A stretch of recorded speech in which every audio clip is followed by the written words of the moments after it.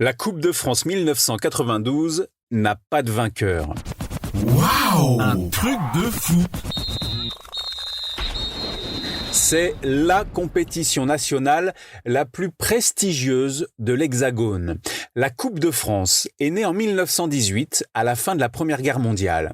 Et elle est toujours allée à son terme, même entre 1939 et 1945. Toujours, sauf une année, 1992. Lors de cette 75e édition, les 20 clubs de première division font leur entrée en lice lors des 32e de finale. Presque pas de surprise, la logique est respectée pour le dernier carré. La première demi-finale oppose Cannes à Monaco le mercredi 28 avril 1992. Les deux équipes de l'élite font match nul 0-0 et doivent se départager au tir au but.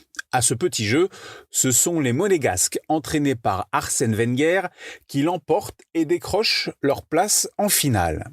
Quelques jours plus tard, Marseille se déplace à Bastia pour l'autre demi-finale, le mardi 5 mai 1992, date tragique dans l'histoire du football.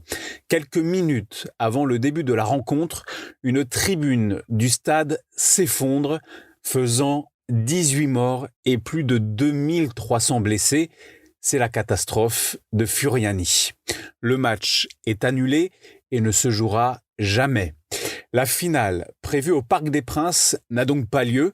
Pour la première fois de l'histoire de la Coupe de France, la Fédération française de football décide de ne pas attribuer de vainqueur à la compétition et le trophée n'est pas décerné.